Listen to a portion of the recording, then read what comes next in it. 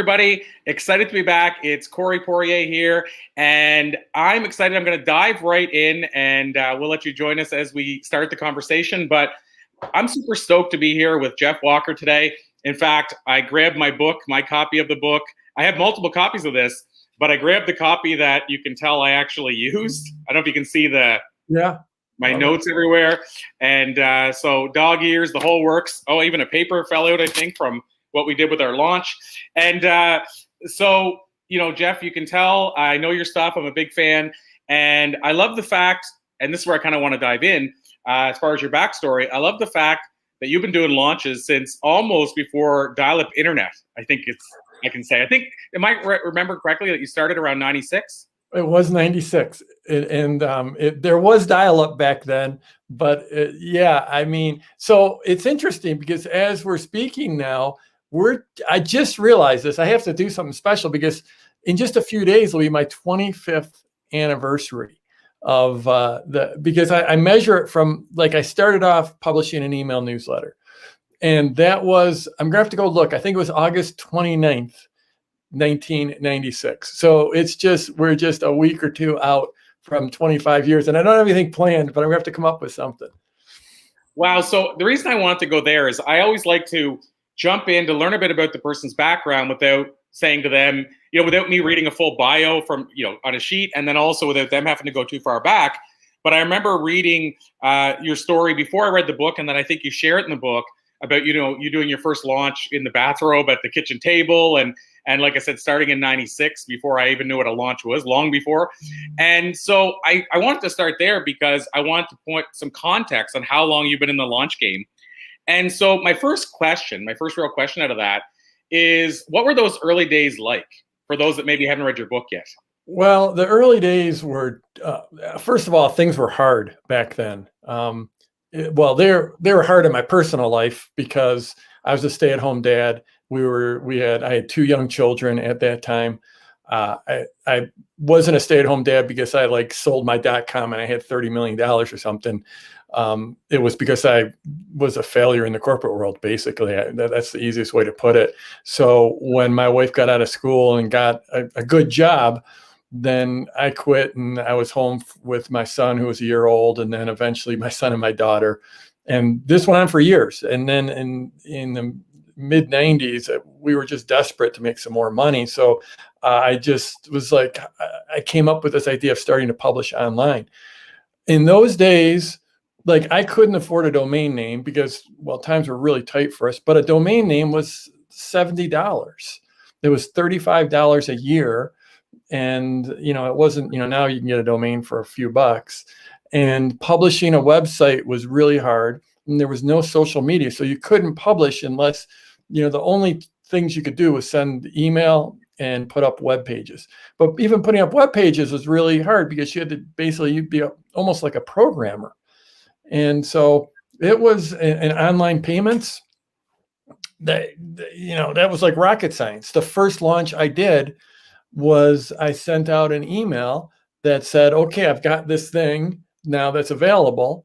And if you want it, there's a form at the bottom of this email, print out this email, write a check, and mail me the check. And that was the state of things. It was hard to do everything. It was hard to get a merchant account where you could get payments. It was hard to set it up. Everything was hard. One of the things that wasn't hard, though, was people tended to open their email because there wasn't very much email going around. So, and I think it was easier to get subscribers. Anyone who dives into my work knows, or will quickly find out that I'm a big fan of email lists, of building email lists. I think social media is an amazing gift to anyone building a business online right now. It's a great way to find your audience. It's a great way to publish. It's a great way to practice your publishing and find your voice. And it's a great way to drive people over to your email list. But at the end of the day, it's the email list that really drives the sales. And so, doing a launch back in those days it was 100% via email. These days we use video. We use live broadcasts. We use every tool at our disposal. And there are a lot of tools at our disposal. But back then it was just 100% email. So I don't want to jump too far ahead, but since you mentioned email and what it was like back then, and this is, like I say, jumping really far down the rabbit hole, but what are your thoughts now? Like, I mean, I do hear people say they notice a big difference on their open rates. I've noticed the difference in my open rates. And obviously I understand, the better job you do with the emails and being compelling and bringing people in, the better chance more people are still going to open it. But do you feel email, and I'm even scared to ask you this question, but do you think email is a dying entity, or is it still as strong as it's ever been? Yeah, I think that I first started hearing about the death of email about 15 years ago, and it's still the thing that drives the sales. And open rates are a tough thing to measure because we can't control how they're measured. And so the only thing you can do is compare your open rate to your open rate in the very not distant future. I mean, past. You can only look back a few weeks, because how the email clients are interacting with those emails. Now we have, Apple's going to be changing things, the way they allow you to track email, things like opens. And so it's always been a changing. You've never been able to get one number for what an open rate is. And there's different tools that measure it, but it varies over time. And if people are looking at their emails in the preview pane, which I always look at my emails personally in the preview pane, and most of the times those don't count. So, the way I measure email effectiveness is in clicks and mostly in sales. And if you still look right now versus, like, you can go put up a post in whatever platform, social platform that is your favorite, that you have the biggest following, or click the send button. And in general, for 98% of the people, email will just blow away the response on social.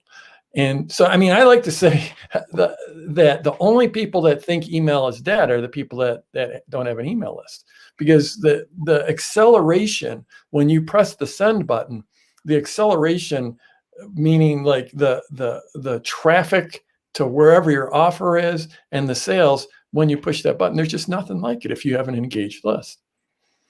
Love it. And I want to ask you that first, I guess, as well, because it's the thing we hear. So we might as well tackle the big elephant in the room first. But I guess the other side too, when it comes to launches, and I mean, there's so many directions I could go here, but when it comes to launches, one of the things that I feel like you created, and you can confirm this or not, I think I even read somewhere that you created it, is the sideways sales letter. So taking the sales letter we all remember from back in the day with like 1,000 pages, and I'm going a little bit overboard here, but a lot of pages. It felt like it that way. And there's some that were probably close to that, I feel like. But taking that and turning it into a video series, where it's the 3 videos that I don't even want to guess, Jeff. I mean, how many people have seen your launch through other people? I mean, it's billions, I'm sure. And so is it correct that you sort of created that and came up with the idea that there's got to be a better way? And if so, do you find it still producing, and I think I know the answer to this, but still producing similar results? Yes, so it's an interesting question. So yes, I will claim, first of all, claim title to that, at least that phrase, because that I can actually remember the moment I came up with that phrase, the sideways sales letter. So this is the deal, is that back when I first started out, I had no sales or marketing experience. I wasn't some marketing genius. I wasn't trained in it. When I was in the corporate world, I was in operations management. I had no experience in this. And when I first went to make a sale, so first I had this free newsletter, and that free newsletter started out incredibly humble beginning, 17 subscribers to the first edition, and it eventually grew over time, and to a large number. It hit, I think, like 80,000 subscribers eventually, but it started with 17, and it grew over the next 6 months to several hundred. I mean, there might have been, I can't remember how many, but let's just say 600 or 800 when I did my first launch. And I remember I'm a stay-at-home dad at this time. I have nothing going on in my life. other than a good, a couple kids that love me and a wife that loved me. So we had a great family, but nothing going on. And so when I would publish this newsletter, I had grand designs down the road, but very, very, very humble. And I didn't know how to sell, and I didn't know how to market. And I felt like these people loved me because they would write back to me when I'd send out this newsletter, this free newsletter. And I thought, oh, they love me, and they're not going to love me if I try to sell them something. But that feeling had this other feeling of like, we really need to make some money as a family. And it's desperate times. And so I came up with this idea for a paid version of the newsletter. And then since I didn't know how to sell, since I didn't have sales experience, since I didn't even know what a sales letter was at that point, I thought, well, I'm just going to romance them and make them fall even more in love with me and give them all this great content. And then maybe they won't hate me if I ask them to buy from me. And crazily enough, that plan actually worked.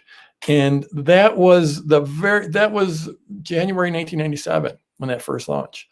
And that was the earliest seeds of the sideways sales letter of value, value, value, value before you ask for the sale.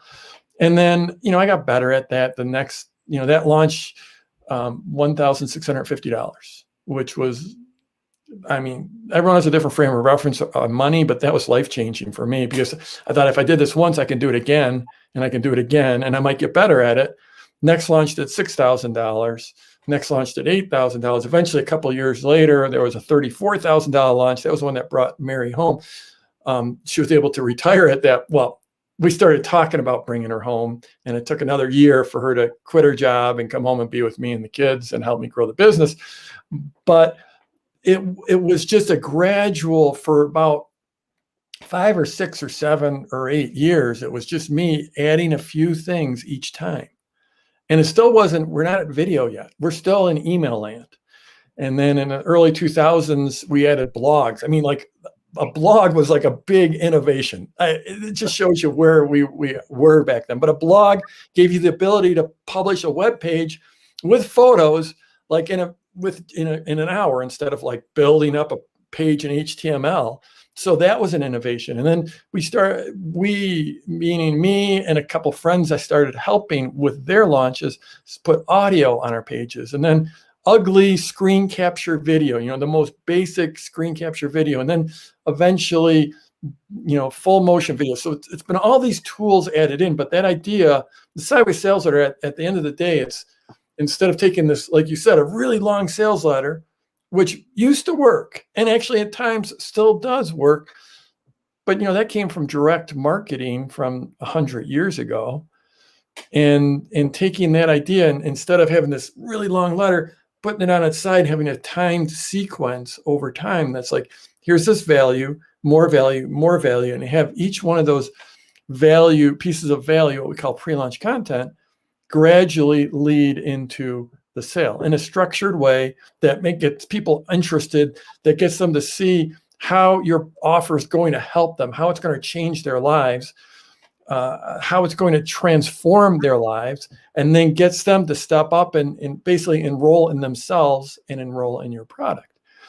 Go ahead. Sorry. So, I know it's a long-winded, but yeah, that's the essence of it. And then sometime, it wasn't until I was actually a conversation with Rich Sheffrin, a friend of mine, Rich Sheffrin, who's a brilliant entrepreneur.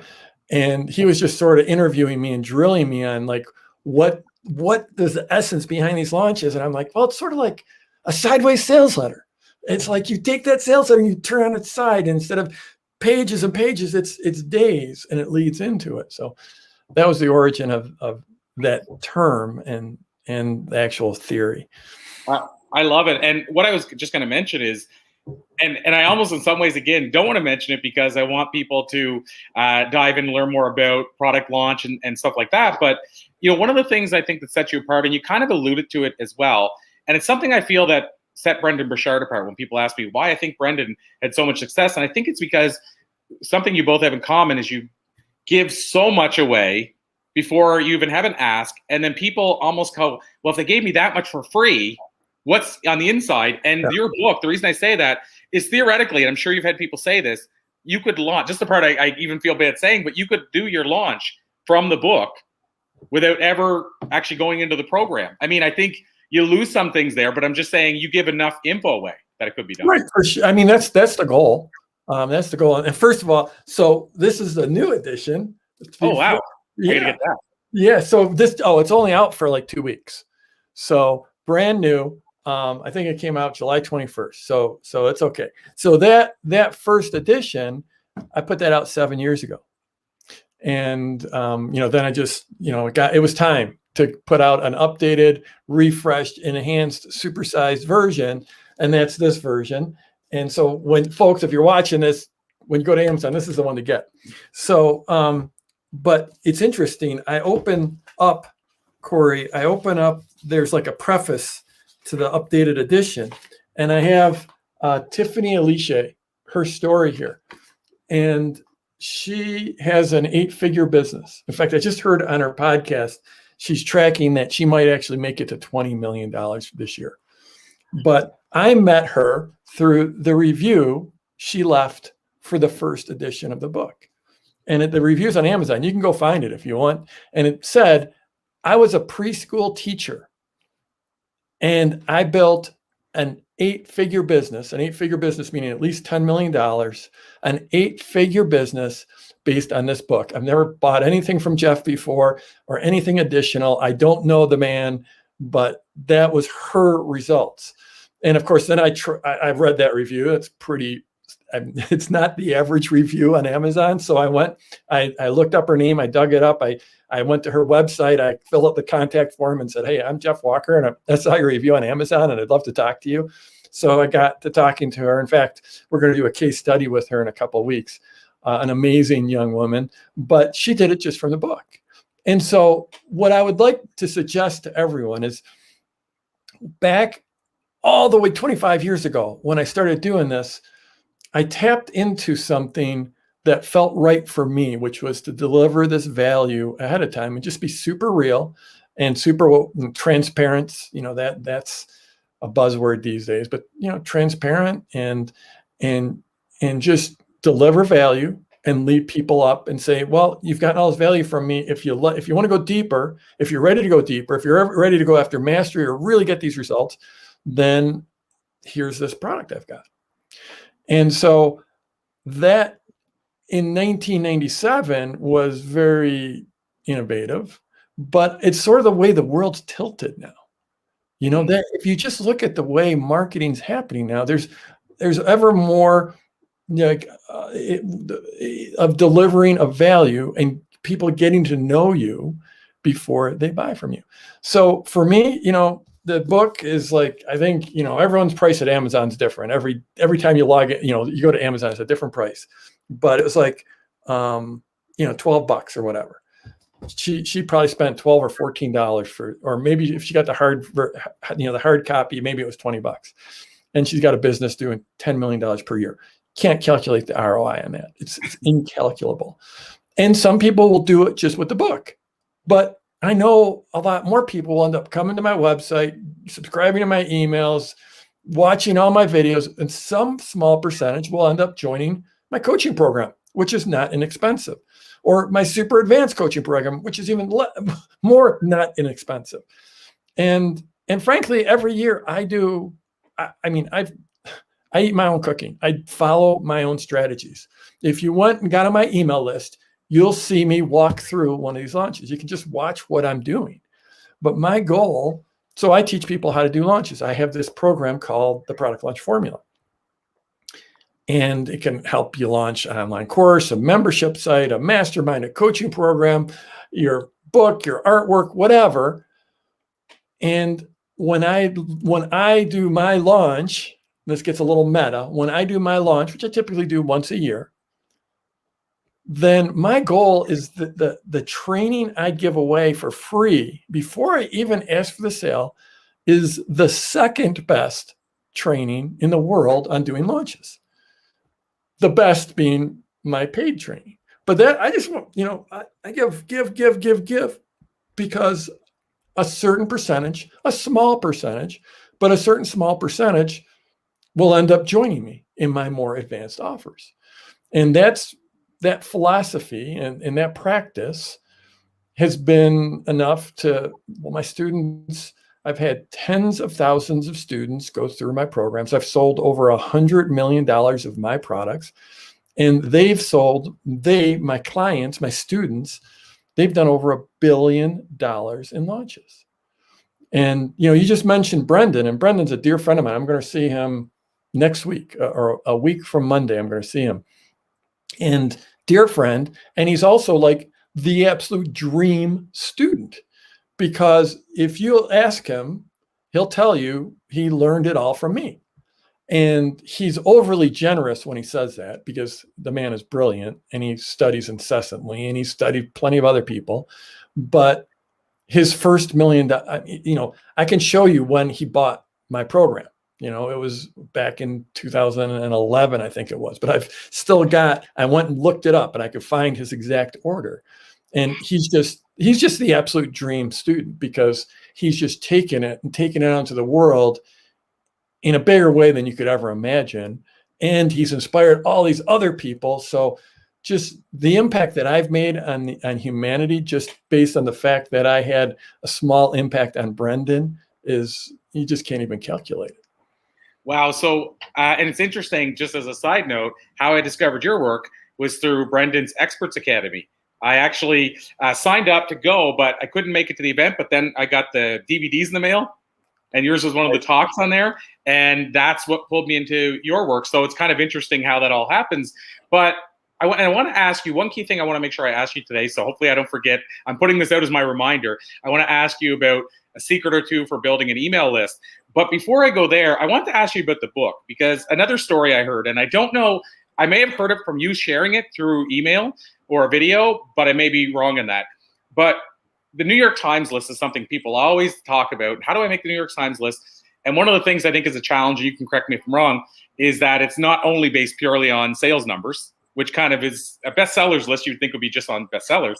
But I'm with the same publisher, by the way, Morgan James. Yeah. And I was talking at one of the Morgan James events with somebody there, and they commented how you had this, and I think I heard you say it too, but you had this major launch week and didn't make the list. And then the second week, I can't remember if it was slightly less numbers and made number one or something, but there was something that happened there. Can you share that story? Because everybody's always asking about New York Times lists. So I'm just curious. Yeah. So the New York Times list is a popularity contest. It's not about sales. It is a popularity contest. If you go look at the Wall Street Journal list, that's about sales. And I'm sure there's others, but New York Times is just about popularity. And in fact, this edition, that edition, I was going for the Times list. This one, it's like, I've already got it. So we put my name down here, New York Times best-selling author. So, and we're not going for it just because it is just a crapshoot. So and Brendan Brendan actually is the person who inspired me to write the book in the first place. He's like, okay, you got the course, you've helped so many people, but you got to put it in a book. Yeah, and he kept on me and on me and on me for years until I eventually relented and I wrote the book. And so New York Times, we put together this big promotion to drive a whole bunch of pre-sales, and sold enough that we should have been on the list, easily on the list. But, I'm a first-time author from a relatively small publisher. I think they probably don't like my market, don't like my niche, at least back then. And I live out in the mountains in Colorado. I don't live in New York. I just didn't fit their profile. So that first week it comes out, we're not on the list at all, not even a little bit. And it's like, we really wanted to do this. And I've got a team, and my team was working so hard, and I felt worse for my team than for myself, because I've been through a lot of ups and downs in this business. I'm used to it. Sometimes, things go your way. Sometimes they don't. Some days you get the bear. Some days the bear gets you. But I'm like, yeah, it was a little bit of a kick in the teeth. So, okay, New York Times, let's see what you got. And so and Brendan was just cheering me on every step of the way. And he saw the list. He's like, oh man. So we sort of huddled and came up with a plan. And one day, and it was right around, I think it was July 3rd, and this is back 7 years ago, We just went all out for one last big push, and Brendan mailed his great big email list. And earlier on, we were mailing to like my page, a page on my website where people could sign up and get bonuses and stuff like that. And this time we changed our strategy and we mailed straight to Amazon. So I mailed my full list. Brendan mailed his full list. Frank Kern mailed his full list. Michael Hyatt mailed his full list. Now, Brendan, Michael, Frank, they had no financial incentive whatsoever. They got zero value from, they didn't make any money. The only thing they got is me telling this story, and I'll tell this story for the rest of my life. But we ended up driving it up. It was the number 3 overall book on Amazon for longer than a day. Number 1 was the Frozen book. That was like when the movie Frozen came out. So like no one was going to beat Frozen. And the second was about this World War II hero who died like on July 3rd. American World War II hero, just happened to die right there on Independence Day, and his book. So I wasn't going to touch either one of those. His story of his death and his heroism was top of every news or news feed everywhere. So but I hit number 3, stayed there. We sold just a gazillion books, and that next week the New York Times came out. We're number 1. So I think and we sold more in that second week with that massive push. And, I think it's, for people who are watching this, one, a New York Times bestseller, one, I would say it's hard because it's a popularity contest. It's a couple of guys in a room in New York, just going through and picking. So I'd say if it comes, it's nice. But I wouldn't base any of I really wouldn't even set the goal, frankly. And I certainly don't base your self-judgment and self-worth on it.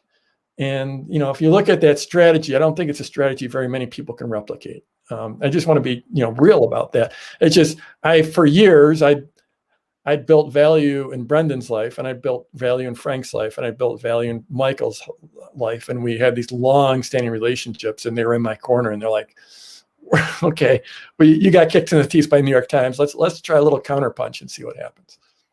I love that because the story's somewhat close to what I had heard. So I love it when it's not one of these stories that's changed 20 times since since it was first mentioned. So I said I want to come back to email lists, but since I'm on the same subject of launches, I'd like to talk, if you're okay with it, Jeff, about joint ventures, because I think obviously you just kind of alluded to it with what you did with Brendan. Right. And the other thing is, on the book side, just one quick question on the book side. You don't even have to dive in further than this because I don't know how deep you want to go. But somebody asked me about this yesterday, or actually asked somebody else we had on a call who does Wall Street Journal and USA Today launches. And they asked the question about the free plus shipping campaigns. And I believe that's what you did with the book. And my question, I guess the question yesterday was, is there a way? So this part you don't have to dig into, but is there a way for those to count towards your individual sales? Yeah, I frankly, I don't know.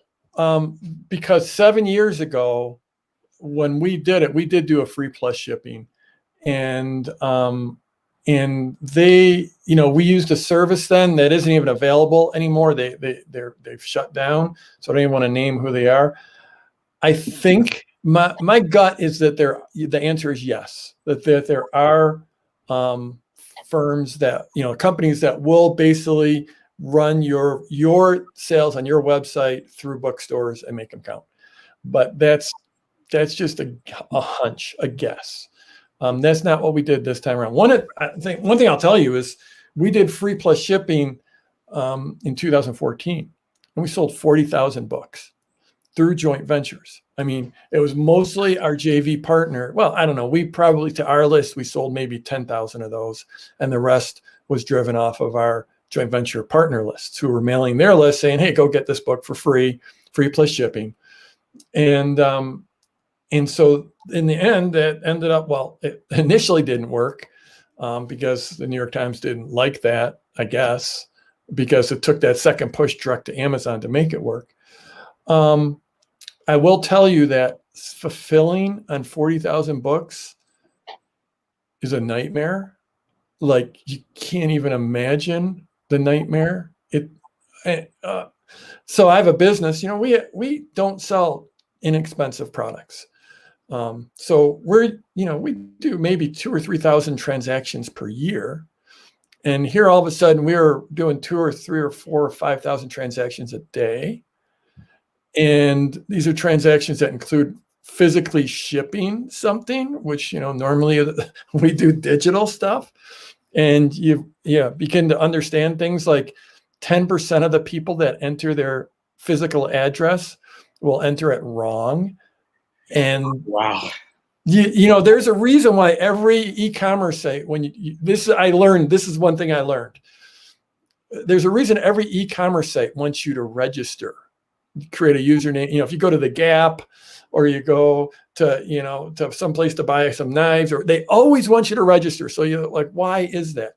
That's because they figure if they get your physical address correct one time, then they don't have to worry about you entering again. But just 10% of them were like and now I've got a customer service, like a 1.5 person customer service team. And now we're hiring like crazy to try to bring in more. It was just a nightmare. So, and I realize not everyone's going to do 40,000 sales. It's shipping. And if you are taking that physical order, even if you're not shipping it, even if someone else is shipping it, you're still the contact, the customer service point. You're still responsible. Yeah. So tread lightly with the free plus shipping. It's something that, it's a marketing model that works and has worked for years, whether it's a DVD or a book or a report or whatever. It's something that's worked over the years. And what it allows you to do is, right now, so like I've got for this, we didn't do it. We didn't do free plus shipping, but we did put together a page with all kinds of extra bonuses because it's launch time and we want to spike those sales right now. So, we put together a site, thelaunchbook.com. And the way it works now is people go there.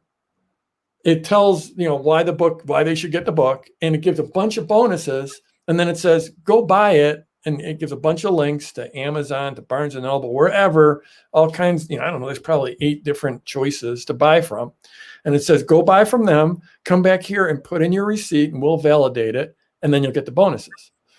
So we are no longer in the shipping books business, but we're still able to drive it with bonuses. And it's just it's a different model, but it's one where we don't have the customer service headaches we had back in 2014. So I love that. So Jeff, as we wind down, I mentioned I wanted to ask you about joint ventures and email lists. So maybe I'm going to ask you a combined question before we ask you the one question I ask every guest I ever interview. I've interviewed over 6,500 people now, and I've asked this question. I'm going to ask you 5,000 plus times. Yeah, that's not a typo when I'm saying it. Like it's crazy when I think about it now. But 6,500? Yeah, I was doing about 125 a month when I had a business publication like Success Magazine. I did that for 8 years. So honestly, that's how the numbers got so high to start with. And then I've had a podcast for 11 years, a second podcast. Anyway, I'm like Napoleon Hill. I became obsessed with interviewing people. I have to interview you on how to interview people because after you learn a few things after 6,500. Yeah, it's insane. And we have it all documented because some people are like, how is that even possible? So yeah, it's a bit crazy. But so there's one question I always ask, and I actually delivered a TED Talk on the answer to that question. But before I jump ahead to that, I just want to ask you this email thing and joint venture thing. If you were, I think the easiest way to ask this question, if you were starting over. So I'm thinking of somebody that's listening and saying, what is a joint venture? And how do I even start building an email list? And I'm sure you get that question all the time. But is there a hack or two, or where would you start in terms of building that relationship to build a joint venture partnership and or to start building your email list? Yeah. So for joint venture, the joint ventures are something that I can't even calculate the dollars that have come into my business through doing joint ventures. And that's just the idea. I mean, you can think of a joint venture as being the same as an affiliate, like where they refer someone to you, you make a sale to that person, you'll pay a commission. And for me, the difference between an affiliate and a joint venture is just a joint venture partner you have a closer relationship with. And so what I would Boy, I could talk for days on this. First of all, it's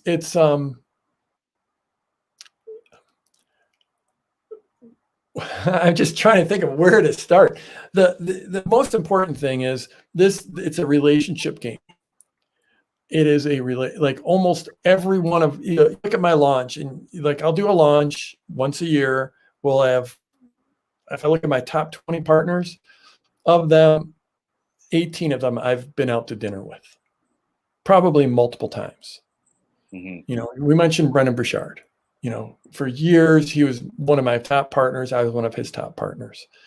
And, I can't count the number of dinners I've had with Brendan. It's probably in many dozens. I can't, I've hung out with him. I've been to Switzerland with him. I've been to the Caribbean with him. I've been horseback riding with him. I've been kayaking with him. We have a long-standing relationship, and that's the way joint ventures are.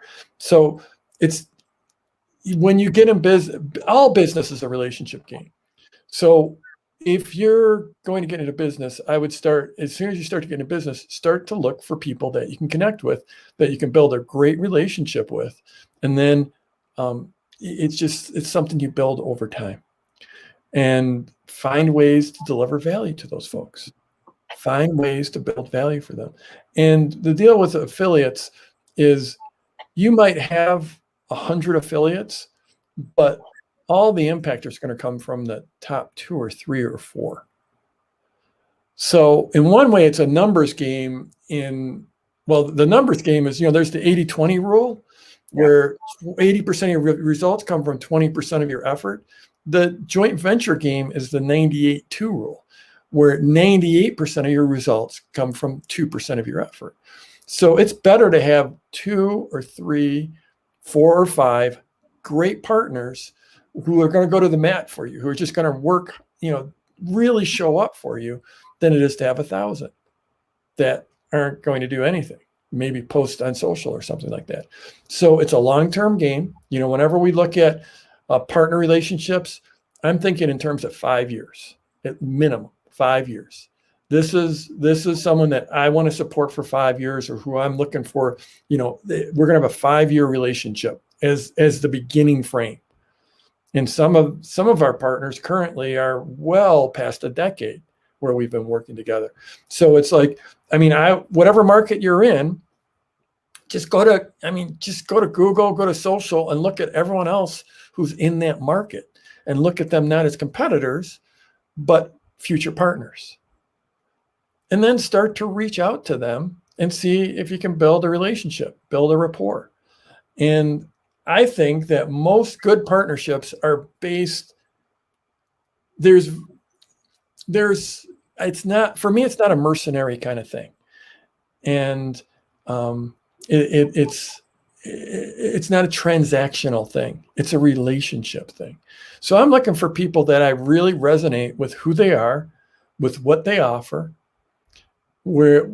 because at the end of the day, their audience has to match up with your audience.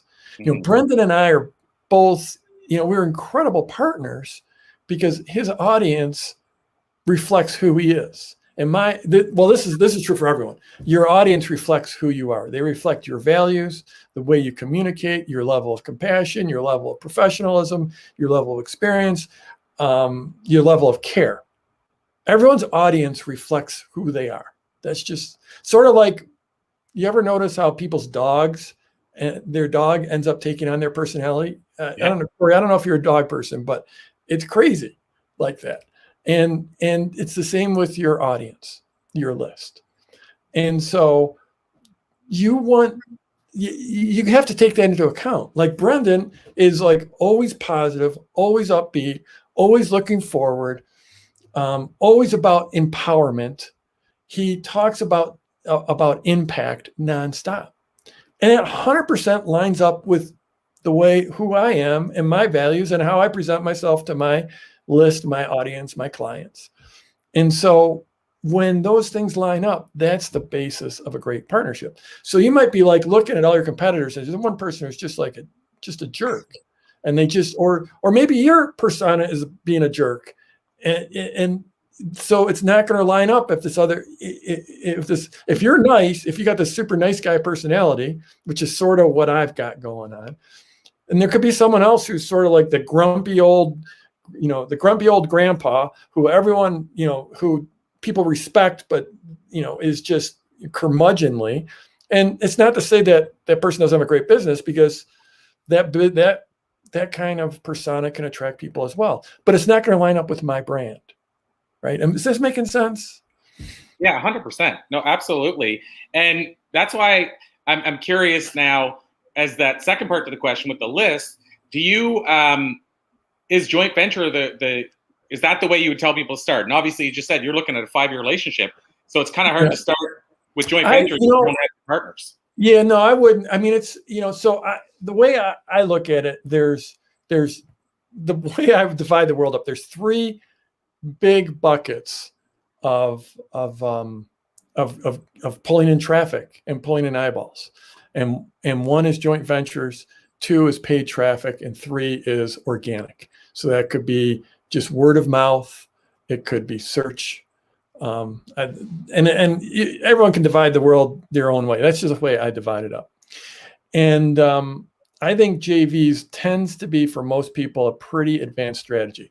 It's not going to be generally your first strategy. Now, if you're a super experienced business person and you're bringing in leverage you're starting a new business, but you've got relationships from your old business, maybe you can get into JVs. But JVs would not be the first. Really, Corey, what my beginning clients, the clients that are just starting out, that are having some really super outsized results, is they're using paid traffic. They're going really, $3 a day, $5 a day, and on Facebook or Insta or wherever, to just start to build a small little tribe, start to publish, start to get experience, find their voice, figure out who they want to be in the market, how they want to communicate, what, is it Facebook Lives? Is it Insta? What is it?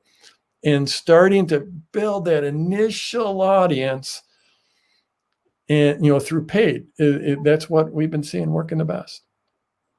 And so, and again, I want to respect time, so I don't want to go deeper into that question. But I was just going to ask, when you say the paid, I'll just comment on it. I'm glad you even said like they're starting at $3 a day, $5 a day, because when people hear paid, a lot of times, I think we all think I've got to have it all at once. So people are like, okay, I got to spend $500 a month or $500 a day to get any results. But I think it's cool that you said they're starting at $3 or $5, because I think that's manageable for anybody.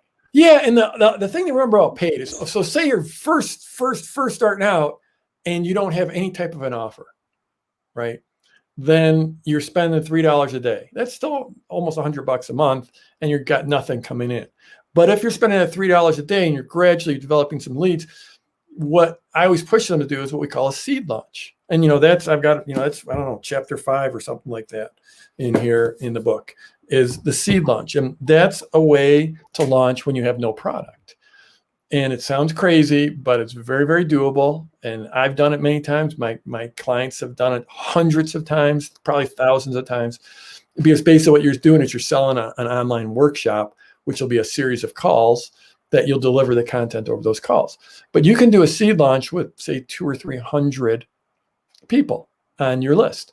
And so, and you're not looking to set the world on fire and make $100,000 with that launch. You're just looking for a proof of concept. But really what you're looking to do is build your product. Mm-hmm. Because if you're going to teach people how to play guitar, you do the seed launch, you sell it. It's 5 trainings that you're going to do live. You collect their questions ahead of time, so you're not just trying to make it up in your own head. And then you just get on and you answer those questions. And 5 weeks later, doing a weekly call, you've got basically your product built. But the thing to remember about paid is, if you're driving people into that, you might be spending $3 a day, but eventually, once you build out that product, now you're going to be sending them into that product. You're going to be making some sales. So even if you're what we call negative on your spend, where you're spending more than you're bringing in, it's still, you're not out the full $3. And the reality is, if you do a seed launch, you're probably going to end up coming out ahead. So yeah, paid, even at my level, I mean, I've got a pretty significant business, a great, what I consider a big team. We start off small in any new paid program and you increment from there. No one jumps in with $500 a day. That just doesn't make sense unless you're, Apple or something like that. Love it. So, Jeff, I promised I'd ask you that one question, and then we'll let you run. So my question... I'm worried about this question now. No. I built it up too much because now it's not going to live up to it. It's just, I'm sure you've even been asked it before, but I call it the time machine question. So it's just a simple question of, if you could sit down across from a younger Jeff Walker, maybe the guy that was at that table or even just before the table, and give him one or two pieces of life advice based on what you've learned in the years since, what do you think you might tell younger Jeff Walker? That whatever you want to learn, whatever you want to get good at, whatever you want to excel at, whether it's fly fishing or playing the guitar or having a meditation practice or building a business, whatever it is, there's someone that spent the better part of their life studying that and mastering that. And many of those people are willing to teach you, either through mentorship, through coaching, through a coaching program, through a course, through a podcast, or through a book.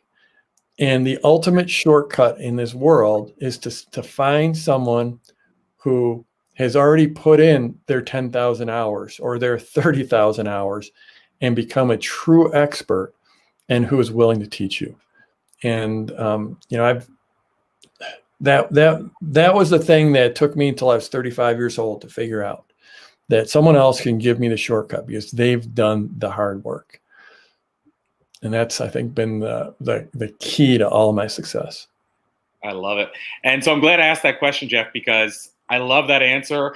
People always say, do you have to put in the 10,000 hours to master it? And I guess if you want to start from scratch, but I believe there's always a shortcut. I do believe in the 10,000 hour rule, but I believe you can shortcut those hours. So I love that you defined it that way. And Jeff, of course, the last question, maybe most important. I know you shared the book, the new website for the book.